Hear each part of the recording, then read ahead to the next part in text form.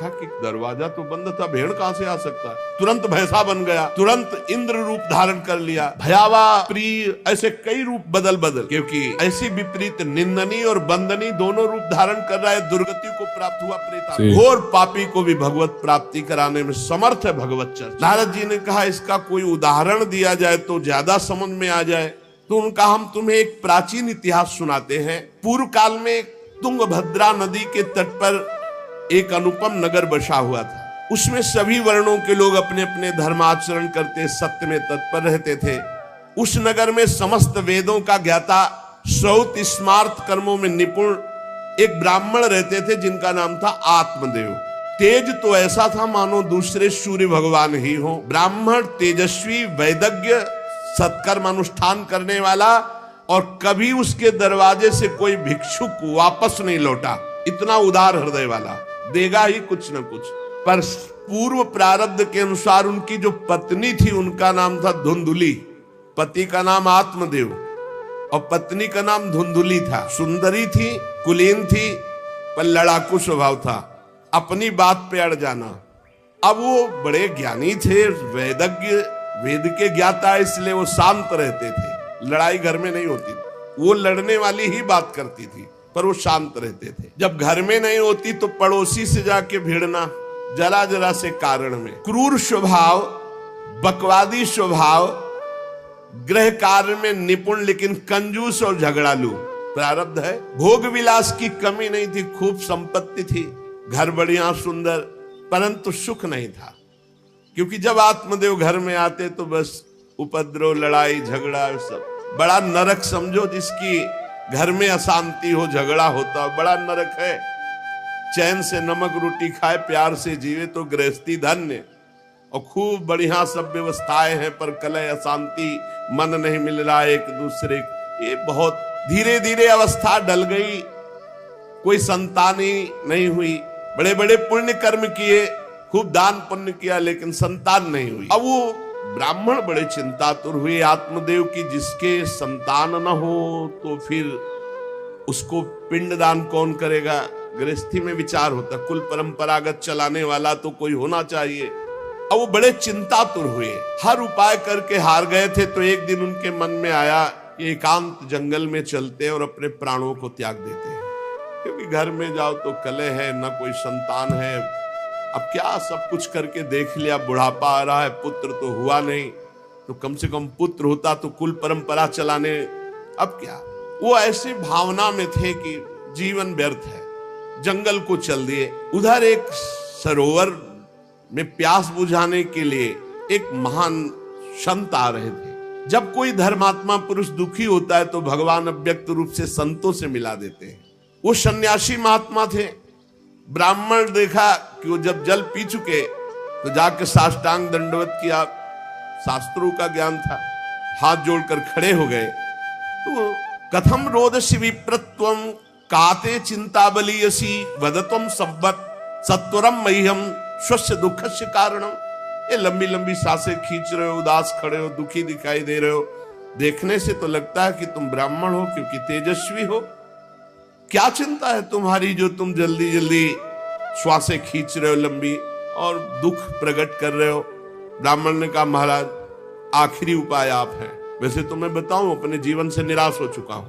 आपको देखा तो आशा बन गई। पूर्व जन्म का कौन सा प्रारब्ध मुझे पता नहीं, पर संतान योग नहीं।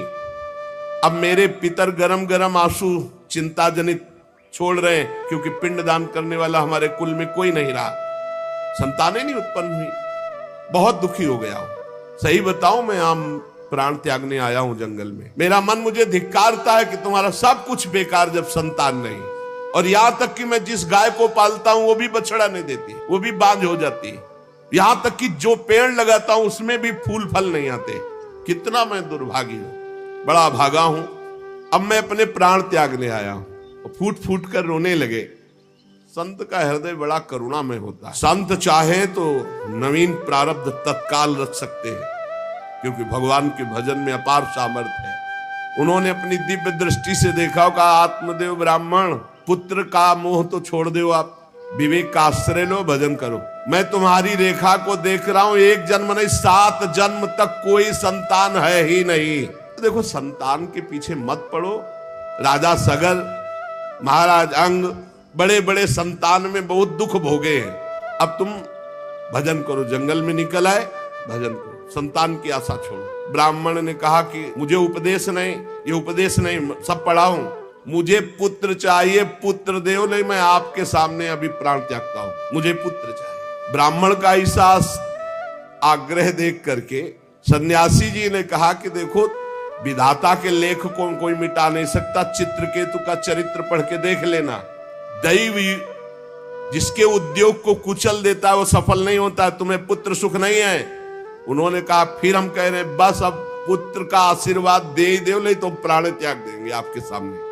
सन्यासी जी ने देखा है तुम मानने ही वाले नहीं, तो उन्होंने योग बल से एक फल प्रकट किया, तपोबल से, और कहा लो योग तो नहीं तुम्हारे पुत्र का, पर मैं ये फल देता हूं, अपनी पत्नी को खिला देना, इससे बड़ा ज्ञानी महात्मा पुत्र पैदा होगा। हमारी स्त्री 1 साल तक सत्य, शौच, दया, दान, ब्रह्मचर्य का पालन करे, एक टाइम अन्न खाए, तो और ये फल पाने के बाद 1 वर्ष के बाद ऐसा महापुरुष प्रकट होगा जो तुम्हारा कल्याण भी कर देगा, तुम्हारे पितरों का भी उद्धार कर देगा।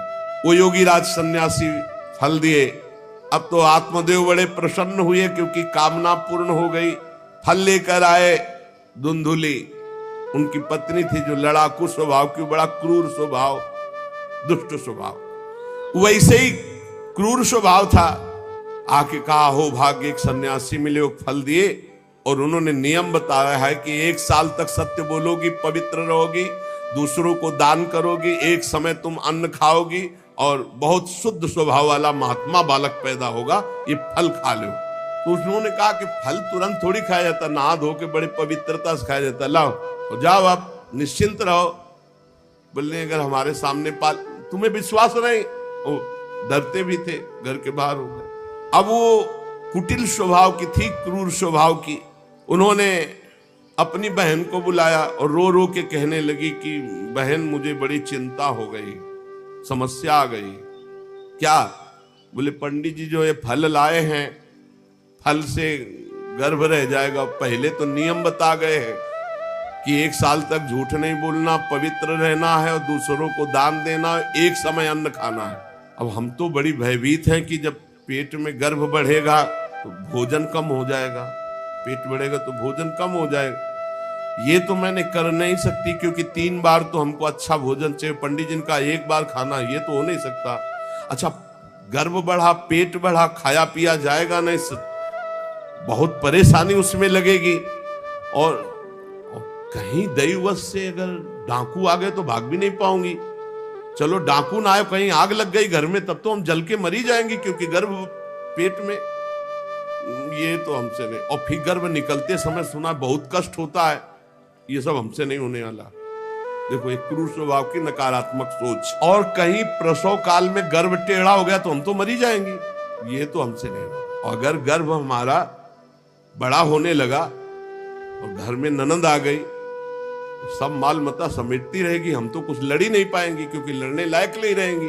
ये सब विचार करके उसका, ये सब हमसे नहीं होने वाला। तो उनकी बहन ने कहा सोच क्यों करते हो? ठीक इसी समय हमें अनुभव हुआ 2-4 दिन में, इसी महीने में, कि हमारे पेट में है, तुम हमारे पति को धन दे देना और गर्भवती का नाटक करो, जब हमारे बच्चा होगा हम तुम्हारे यहाँ पहुंचा देंगे, हम अपने यहाँ शोरगुल कर देंगे, बच्चा मर गया, कौन देखने आता है, और पति को पैसा दे देना। हाँ ये तो बढ़िया बात रही, बढ़िया विधान बन गया, जैसे को तैसे मिले तो बढ़िया विधान बन गया। तू गर्भवती का नाटक कर आज से कि फल पा लिया और मैं गर्भवती हो गई, मैं अपने बालक को मरा घोषित कर दूंगी, और ये जो फल लाए हैं इसकी परीक्षा के लिए जो गऊ है उसको उपवा दो। जैसा उनकी बहन ने कहा था वैसे धुंधुली ने सब कर दिया। देख लो, कहा था स्वामी जी ने तुम्हारे 7 जन्म बालक नहीं, तो देखो बुद्धि कैसी खराब हुई, गाय को। अब जब उसकी बहन के पुत्र हुआ तब तक वो कपड़ा पड़ा पेट में लगा के नाटक करती रही होगी कि हमारे गर्भ है। फिर एकदम घोषणा कर दी जब वो पुत्र रातों रात पहुंच गया, ये हमारे संतान हो गई। उसके पिता को अच्छा धन दे दिया, वो धुंधुली को ला करके बहन का बेटा दे। आत्मदेव तो बहुत आनंद हो गए, जान न जाए नारी गति भाई। उनको क्या पता कि घर में क्या रहस्य हुआ, वो तो बहुत सुखी हो गए कि संत भगवान के द्वारा दिए हुए फल से हमारे पुत्र हो गया। बड़ा आनंद, बड़ा उत्सव मनाया। बालक के जात कर्म संस्कार कराए, खूब दान पुण्य किया, मांगलिक कृत्य किए। धुंधुली ने अपने पति से कहा, पता नहीं क्या कारण है, मेरे वक्षस्थल में दूध तो है नहीं, और अभी नया बालक है, बिना माँ के दूध के जीवित नहीं रहेगा, तो हमारी बहन के बालक हुआ था पधार गया है, उसको बुला ले क्या? अरे उन्होंने कहा बिल्कुल बुलाओ, हम और पैसे देंगे, स्वागत करेंगे, हमारा बच्चा पुष्ट होना चाहिए। बहुत बुद्धि लगाते क्रूर स्वभाव के लोग, कैसा एकदम फिट कर लिया विधान। अब उसको बुला लिया बालक का पालन पोषण करने के लिए पैसे के लिए, और वो असली माँ तो वही है ही है। पुत्र की रक्षा के लिए जो जो कहा आत्मदेव ने वो सब स्वीकार कर लिया। 3 महीने इस बालक के व्यतीत होने के बाद, उन्होंने कहा था 1 साल बाद होगा, 3 महीने व्यतीत होने के बाद गौ के बच्चा हुआ मनुष्याकार, केवल कान गौ के, पूरा मनुष्याकार, सर्वांग सुंदर, दिव्य तेजोमय, स्वर्ण की सी कांति। क्योंकि वो योगी के तप का, ब्राह्मण देवता नाच पड़े कि भगवान जब दिए तो कितना आनंद, घर में भी बच्चा और गौ के भी बच्चा ही हुआ। खूब संस्कार करके मंगल दान, बड़े प्रसन्न है। सब लोग कहते हैं आत्मदेव का देखो कैसा भाग्य बदला कि घर में भी पुत्र हुआ, गौ के भी पुत्र हुआ, बछड़ा नहीं, केवल कान भर। कैसे आश्चर्य की बात, दिव्य बालक उत्पन्न हुआ। पर इस गुप्त रहस्य का किसी को पता नहीं। आत्मदेव ने देखा कि बालक पूरा मनुष्याकार, केवल कान, गाय के तो नाम रखा गोकर्ण। और धुंधुली ने किसी शास्त्रीय पद्धति से नहीं, अपनी पद्धति से, हमारा नाम धुंधुली तो हमारे लड़के का नाम होगा धुंधकारी, उसका नाम रखा धुंधकारी। कुछ काल व्यतीत हुआ, दोनों जवान होने लगे। गोकर्ण में पूर्ण वैदिक सिद्धांत, धर्म पूर्वक, बड़े ज्ञानी महात्मा, और धुंधकारी पूर्ण दुष्ट। शौचाचार का तो नाम भी नहीं था पवित्रता का धुंधकारी में। खान पान पशुओं वाला, क्रोध नाक में चढ़ा, गंदी वस्तुओं से प्यार करने वाला, बहुत ही गंदा स्वभाव। चोरी बचपन से, द्वेष, पीट देना, लड़ाई करना, ये उसका चलते स्वभाव। दूसरों के खेती में आग लगा देना, घरों में आग लगा देना, गौशाला में आग लगा देना। जैसे किसी का बालक खेल रहा है, आसपास देखा कोई, उठाया कुएं में फेंक दिया। बड़ा दुष्ट स्वभाव। और बड़ा हुआ हिंसक स्वभाव, अस्त्र शस्त्र धारण करके, जैसे कोई अंधा जा रहा है तो आओ बाबा तुम्हें रास्ता बता दो, कुएं में जाके ढकेल देता। बहुत ही गंदा स्वभाव, दुष्ट स्वभाव। अब वो शिकार करने लगा पशुओं का और मांस खाने लगा। जहां आत्मदेव कितनी पवित्रता से, वहां दुष्ट कितना। अब धीरे धीरे व्यभिचार करने लगा, वैश्याओं से संपर्क रखने लगा। संपत्ति थी ही, सारी संपत्ति वैश्याओं को। एक दिन पिता ने कहा आत्मदेव ने कि तुम्हारे आचरण इतने आसुरी प्रभाव के, हमें लगता है कि तुम हमारा सर्वनाश करने के लिए प्रकट, ये क्यों करते हो? तो खूब गिरा गिरा के मारा आत्मदेव को। सन्यासी की बात अब याद आई कि तुम्हारे भाग्य में पुत्र सुख नहीं है। खूब मारा आत्मदेव को। जब इतनी जोर से मार रहा था तो थोड़ी तो दया आई कि पति है, बचा ले। तो धुंधुली गई तो फिर धुंधुली की दम जम के पिटाई की। अब वो तो राक्षसी स्वभाव, और घर के जितने जेवर बर्तन सब उठा के बेच दिए वैश्यागामी। अब जब सारी संपत्ति स्वाहा, खाने को भी नहीं, तो धुंधुली बैठ के रोती। रोना इससे तो अच्छा कि मैं बांझ रह जाती। दुष्टता की ना, पति ने जब तुम्हें एक दिव्य फल दिया था, खाना चाहिए था। मैं कहां जाऊं, कौन मेरा सहयोग करे? बड़ी विपत्ति, बड़ा दुख, न खाने को न पीने को। अतरे दिन पिटाई करता धुंधकारी, आत्मदेव की भी और धुंधुली की भी। पिता बैठ के रो रहे थे। मैं सन्यासी की बात मान जाता तो गोकर्ण जी आए और उन्होंने कहा पिताजी, आप जैसे विद्वान पुरुष को ऐसा शोक करना उचित नहीं। तुम शास्त्र के ज्ञाता हो, तुम्हें चाहिए कि संसार की असारता का तो थोड़ा विचार करना हो। ये दुख रूपी मोह में फंसकर आप एक अज्ञानी पुरुष की तरह रो रहे हो, पिट रहे हो। पिताजी, क्या शास्त्रों में नहीं पढ़ा पुत्र किसका, धन किसका, पत्नी किसकी, शरीर किसका? ये मोह के कारण अज्ञानी जन रात दिन दीपक की तरह जल रहे। पिताजी, ना सुख इंद्र को है, न चक्रवर्ती राजा को है, सुख है तो एकांत में भगवान का भजन करने वाले को है। ये देखो गोकर्ण, ये मुंचा ज्ञानम प्रजारूपम मोह तो नरके गति। ये नरक जाने वाली बात, पुत्र के मोह में फंस करके आप छोड़ो इसे, आपका शरीर नष्ट हो जाएगा। इसलिए मेरी प्रार्थना मानो, आज से निकलो घर से और वन में जाओ, भगवान का चिंतन करते हुए जीवन व्यतीत करो। गोकर्ण जी के वचन सुनकर आत्मदेव वन में जाने के लिए तैयार हो गए। उनका बेटा आज तक तो कभी वन में तपस्या भजन किया नहीं, बड़ा शरीर से राग है, क्या करूं, कैसे भगवत प्राप्ति करूं? तो देहे स्थिमांसि रुधिरे भिमतिम त्यजत्वम जाया सुतादिषु सदा ममतां विमुंच पश्यानिशं जगदिदं क्षणभंग निष्ठं वैराग्य राग रसिको भव भक्ति निष्ठा धर्मं भजस्व सततं त्यज लोक धर्मान् सेवस्व साधु पुरुषान् जहि काम तृष्णाम् अन्यस्य दोष गुण चिंतन मासु मुक्त्वा सेवा कथा रसमहो नितराम पिबत्वम। संत समागम कभी व्यर्थ नहीं होता। देखो संत समागम का फल है गोकर्ण जी। गोकर्ण जी ने कहा, पिताजी जिस शरीर को आप मैं मान रहे हो, आप मैं नहीं हो। ये शरीर हड्डी मांस रुधिर का पिंड है, इसे आप मैं मानना छोड़ दें। आपकी स्त्री, आपका पुत्र, ये कभी आप मत माने। ये आपके नहीं थे, न पहले और न बाद में, बीच में भास रहे कि आपके हैं। ये संसार रात दिन नाश को प्राप्त हो रहा है, क्षण भंगुर है। किसी भी कोई वस्तु में ममता मत करो, यहां कुछ स्थायी नहीं है, सब नष्ट होने वाला है। बस एकमात्र वैराग्य रस के रसिक होकर भगवान की भक्ति में लग जाओ। कैसे भक्ति करें? धर्मम भजस्व सततम, सदैव धर्म का भजन करो। कौन सा धर्म? बोले त्यज लोक धर्मान, लोक धर्म का त्याग करके भागवत धर्म का आश्रय लो। भागवत धर्म का आश्रय कैसे प्राप्त होगा? बोले सेवस्व साधु पुरुषान, सदैव संत पुरुषों का संग करो, उनकी सेवा करो। उनके संग से, उनके वचनों से, उनकी कृपा से तुम्हारे हृदय में भागवत धर्म का परिचय जागृत हो जाएगा, तुम महाभागवत हो जाओगे। पर संतों का सेवन करने के लिए जो सबसे बड़ा दोष है, काम और तृष्णा, ये नई संतों के पास टिकने देती।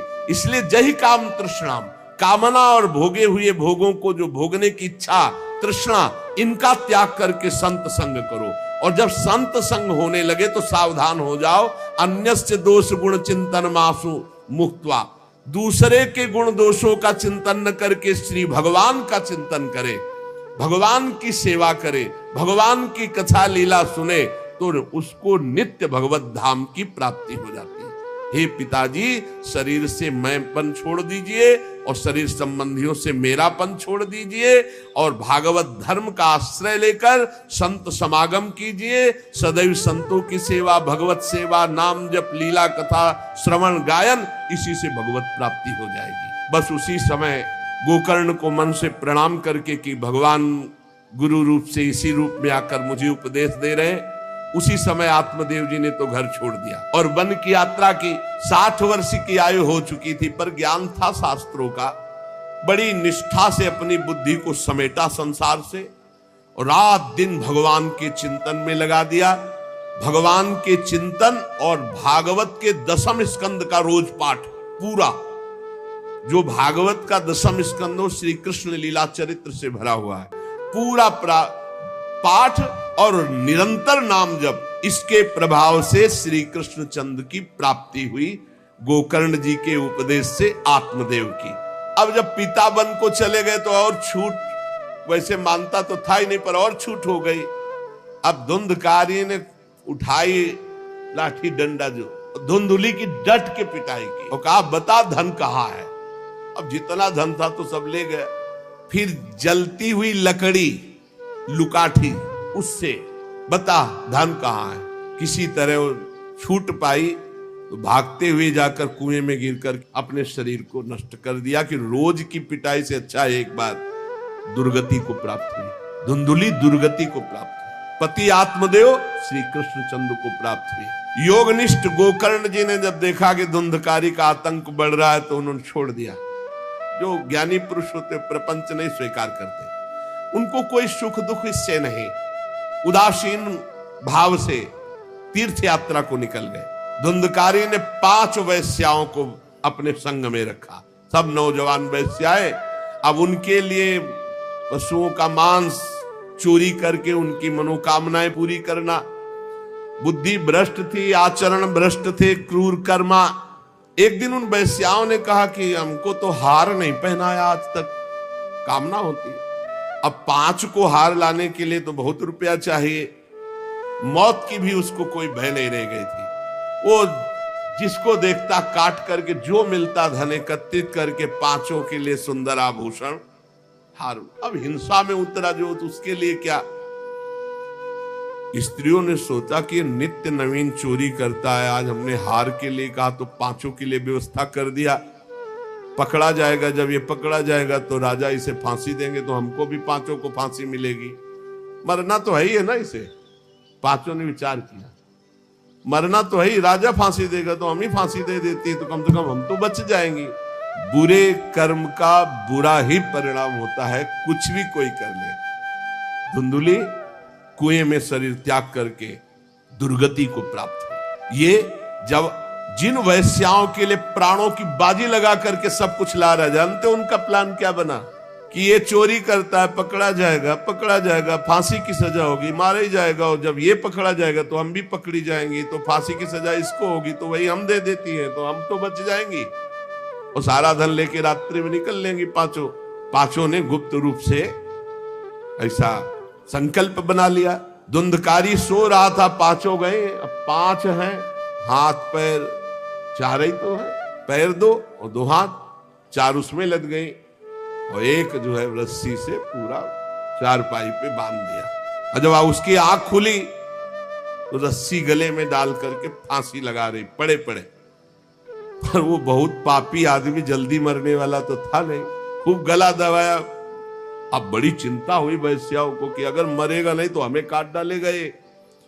तो रसोई से जो कोयला जला हुआ आग था उसके मुंह में बगार बगार के शमशी से, अरे पापी की बहुत दुर्गति होती। दहकते हुए अंगारे उसके मुंह में और खूब कस के गला दबा, छटपटा कर पीट के मार डाला धुंधकारी को। और उसके शरीर को वहीं घर में एक गड्ढा बना के 5 ने गाड़ दिया। और वो सारा माल मत्ता पैसा सब कुछ उनको पता था।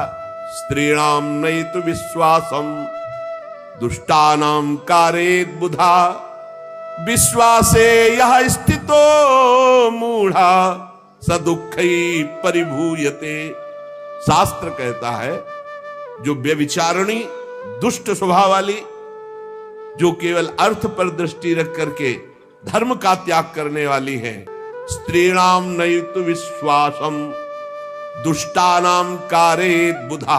ऐसे दुष्ट आचरण, चाहे स्त्री चाहे पुरुष, ऐसे दुष्ट आचरण वाले को कभी विश्वास में नहीं, विश्वास पात्र नहीं बनाना चाहिए। और दूसरी बात करें, विश्वासे या स्थितो मूढ़ा सा दुखा परिभूयते।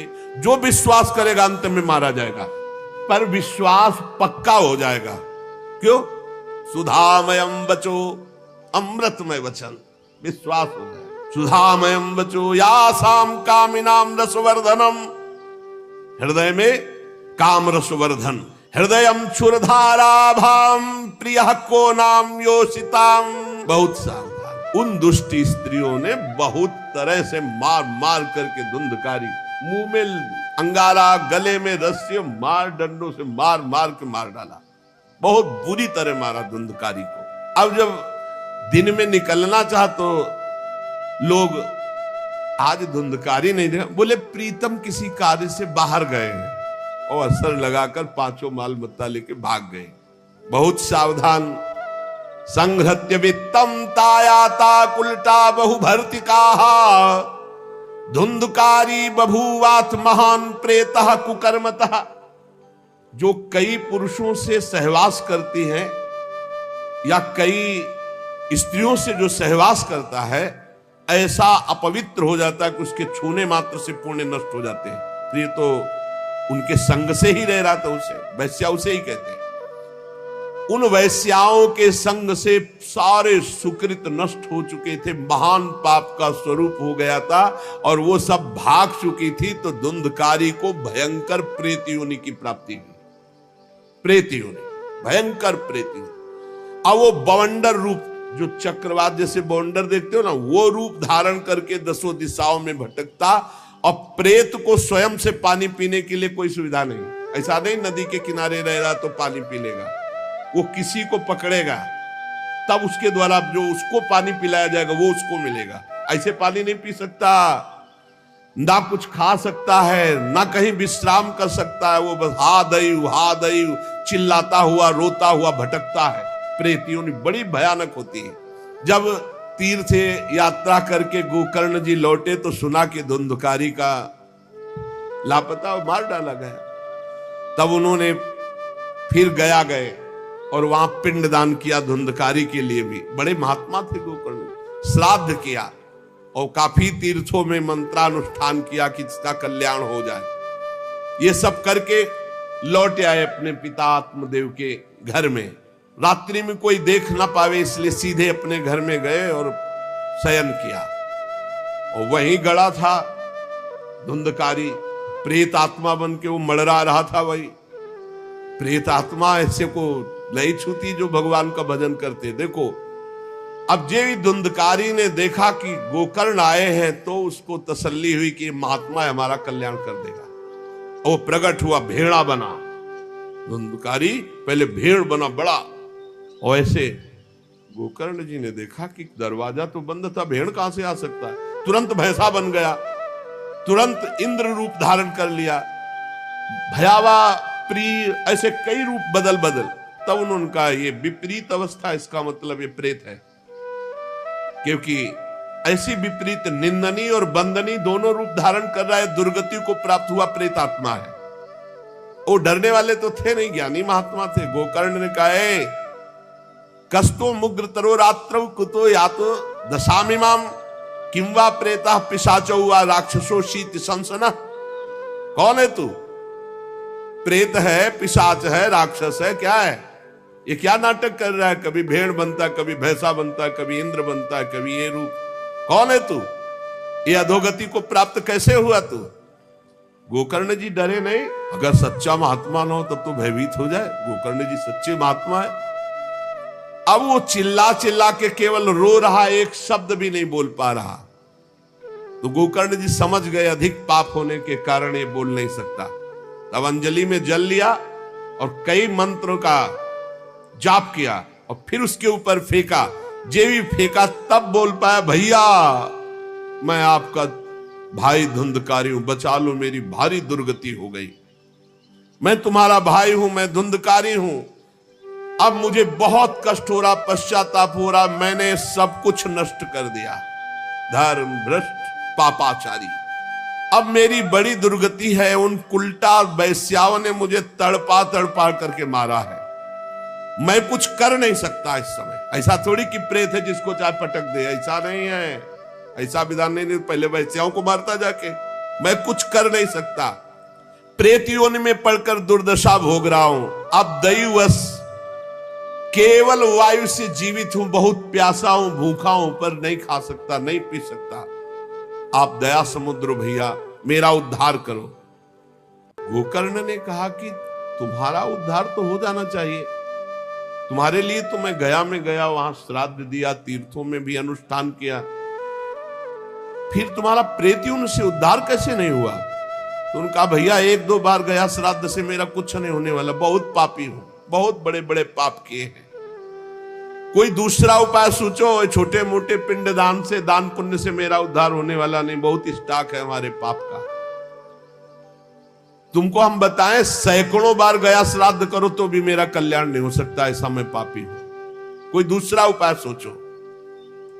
गोकर्ण जी ने कहा सैकड़ों गया श्राद्ध से तुम्हारी मुक्ति नहीं हो सकती, तो तुम्हारी मुक्ति असंभव है।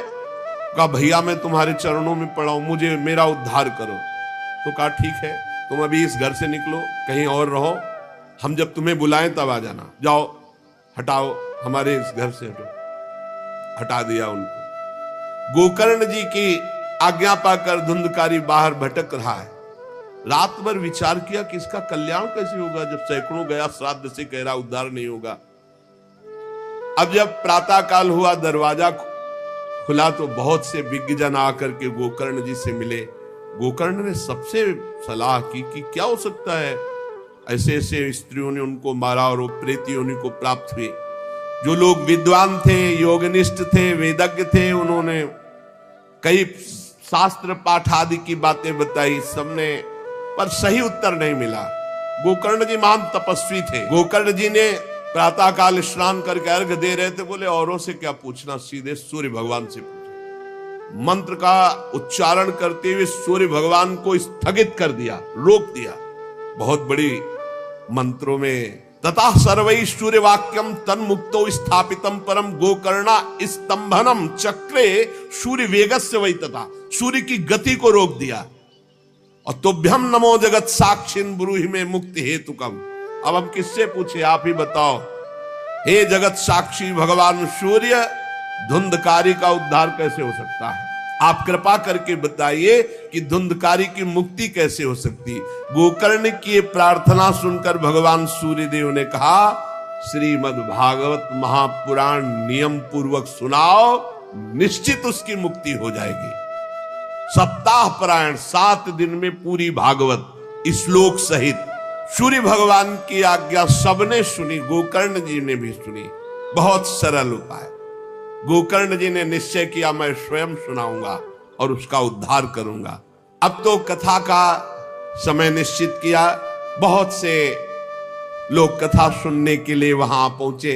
जब सुना कि भगवान की कथा सब पापों का नाश कर देती है, तो बहुत से लोग, पापी पुण्यात्मा जो भी, सबको बैठने की उचित व्यवस्था की गई। एक 7 गांठ का बांस जो सीधा था, आवाहन किया धुंधकारी का और कहा इस पे बैठ जाए, तू भी कथा सुन। तो सीधे 7 गांठ के बांस पर धुंधकारी जाकर के बैठ गया, छिद्र में वायु रूप होकर, क्योंकि बाहर कहीं स्थित नहीं रह सकता, चलायमान तो बैठना है। गोकर्ण जी ने एक वैष्णव को मुख्य श्रोता बनाया और प्रथम स्कंद से स्पष्ट स्वर में कथा सुनानी प्रारंभ की, श्लोक और अर्थ। सायंकाल को विश्राम दिया तो एक बड़ी विचित्र बात हुई। सभासदों के देखते देखते एक बांस में तड़ तड़ की आवाज हुई, एक गांठ फट गई। दूसरे दिन कथा हुई, दूसरी गांठ, तीसरे दिन तीसरी गांठ। 7 दिनों में 7 गांठें फाड़ करके धुंधकारी परम पवित्र दिव्य रूप, भगवत पार्षद रूप धारण करके प्रकट हो गया। धुंधकारी का श्याम वर्ण पीतांबर धारण किए, तुलसी की माला, सिर पर मनोहर मुकुट, कानों में कमनी कुंडल, सामने आकर गोकर्ण को प्रणाम किया और कहा, भाई अब मैं भगवत पार्षद बन गया, प्रेत योनि से मुक्त। 7 दिन में भयंकर पापात्मा धुंधकारी श्री भगवान की चर्चा सुनने के कारण भगवत स्वरूप हो गया। ओहो, कितना प्रेत पीड़ा मैं सह रहा था, एकमात्र श्री कृष्णचंद्र जी की लीला कथा सुनने मात्र से मैं भगवत स्वरूप हो गया हूं। भैया मैं कैसे आपका उपकार, मैं निंदनीय से निंदनीय पाप कर्म करने वाला कैसा उज्जवल स्वरूप प्राप्त कर लिया। भला मोह पूर्वक लालन पालन करने वाले शरीर को जो हष्ट पुष्ट करते हैं, उन्होंने भगवान का नाम जप नहीं किया, चर्चा नहीं सुनी, तो जीवन किस काम का? इसके पोषण के लिए पाप कर्म कर रहे हो और वृद्धावस्था आने वाली परिणाम में दुख, रोगों का दुख, भोगों की कामना का दुख, क्या क्या दुख, इसकी क्या गति होगी? गाड़ दिया जाएगा या जला दिया जाएगा। ऐसे मनुष्य शरीर को प्राप्त करके भगवत प्राप्ति नहीं की तो जीवन व्यर्थ चला गया। अरे जो अन्न प्रातः काल पकाया जाता है, दूसरे दिन सड़ जाता है, उसी अन्न से इस शरीर का पोषण होता है, 6 घंटे में मल बना के निकाल देता है। ये शरीर कहीं अविनाशी है क्या? नाशवान शरीर है। जो लोग भगवान की कथा से वंचित है, भगवान का नाम जप नहीं करते, वो बुदबुदे जीवों में मच्छरों के समान जीवन उनका है, जन्मे मरे किस काम के। भला देखो जिस बांस में मैं बैठा था तो बांस की गांठ फट गई, क्या भगवान की कथा सुनने पर चित्त की गांठ नहीं नष्ट हो जाएगी, जड़ चेतन की ग्रंथ। इसलिए धन्य है वो जो भगवान की कथा सुनने में अपना समय व्यतीत करते हैं। धुंधकारी ऐसी बातें कह रहा था, सबने देखा जय घोष करते हुए नमो नमः, और एक दिव्य विमान आया। भगवान वैकुंठ नाथ के पार्षद मंडलाकार तेजो में विमान, और सबके देखते देखते कहा धुंधकारी आओ, और वो दिव्य पार्षद रूप विमान पे चढ़ा। जब विमान पे चढ़ के जाने लगा तो गोकर्ण जी ने रोक दिया, रुको, ये क्या कथा तो शास्त्रों लोगों ने सुनी, तो आपको शास्त्रों विमान लाना चाहिए और सबको बैठाल कर ले जाना चाहिए, क्योंकि हमारे सुनाने में कोई भेद नहीं था और ये सुन भी सब ध्यान से रहे थे। तो भगवत पार्षदों ने कहा आपके सुनाने में कोई भेद नहीं था, पर सुनने में भेद हो गया है, श्रवण भेद हो गया। ये उपवास करके बिना कुछ खाए पिए रात दिन कथा का ही चिंतन करता रहा, मनन करता रहा, इसके कारण इनको भगवत पार्षद रूप मिला और जा रहे। और ये कथा सुना भर है, मनन नहीं किया, मनन विषयों का हुआ, इसलिए विमान पे नहीं। ये निराहार रहकर 7 दिन में चर्चा सुनता और रात भर उसी का चिंतन करता, उसके प्रभाव से परम पद का अधिकारी हुआ। इसलिए जो मननहीन है, जिनको गुरुवचनों पर विश्वास नहीं है, जो कथा में चित्त की एकाग्रता नहीं है, वो फल भेद हो गया, वो भगवान के दिव्य धाम में एक बार में नहीं जा सकते। गोकर्ण जी आपको तो लेने के लिए स्वयं गोलोक बिहारी आएंगे, यूं कह करके विमान अंतर्ध्यान हो गया, अर्थात चले गए। गोकर्ण जी ने समस्त श्रोताओं से कहा बिना तुम्हें विमान में बैठा ले मुझे चैन नहीं, सावन के महीना में हम फिर अनुष्ठान करेंगे, सब लोग कथा सुनो और सच्चे नियम से रहो, उसका मनन करो। ऐसा ही किया, सब लोग उपवास करके अल्पाहार करके कथा सुने, और जे ही 7 दिन में कथा की समाप्ति हुई तो भगवान के बहुत से पार्षद विमान लेकर आए, और जितने कथा सुनने वाले थे सबको परम धाम ले गए। और भगवान ने गोकर्ण जी को स्वयं गोलोक बिहारी हृदय से लगाया, जे भी हृदय से लगाया तो गोकर्ण भगवत स्वरूप हो गए। वही किरीट श्यामवर पीतांबर धारण किए हुए कुंडल आदि से विभूषित, यहां तक कहते हैं कि उस कथा में सुनने में जो कुत्ते भी बैठे थे वो भी गोकर्ण जी की दृष्टि पड़ने पर विमान पर बैठकर भगवत धाम को गए। भक्तवत्सल भगवान श्री कृष्ण इतने गोकर्ण जी पर प्रसन्न हुए कि तुमने सबको कथा सुनाकर मंगल अनुष्ठान। इसलिए गोकर्ण जी जिस जिसको चाहा, मालूम कथा सुनकर कुत्ता मनन तो नहीं कर सकता, लेकिन गोकर्ण जी ने मनन किया कि ये कुत्ता भी कथा में बैठा था, इसका भी भगवत उद्धार हो जाए। ये आप इसीलिए आसपास जो है जीव जंतु सब भगवत स्वरूप हो जाते हैं। बड़े बड़े सिद्धों को जो गति नहीं मिलती। राधा वल्लभ श्री हरिवंश, अगर आप अंत तक देख रहे हैं तो धन्यवाद। जितने भी लोग देख रहे हैं लाइक शेयर सब्सक्राइब जरूर कीजिए। इस चैनल पर हम नए नए संतों के और महाभक्तों के चरित्र लाते रहेंगे। अगर आपको ये धुंधकारी का उद्धार कथा पसंद आई होगी, लाइक शेयर सब्सक्राइब जरूर कीजिए। सभी लोगों को राधे राधे। भगवान की लीला कथा सुनने से, गोकर्ण जी के प्रभाव से धुंधकारी सहित समस्त श्रोताओं को भगवत धाम की प्राप्ति हुई। शेष चर्चा आगे। श्री राधा वल्लभ लाल की जय।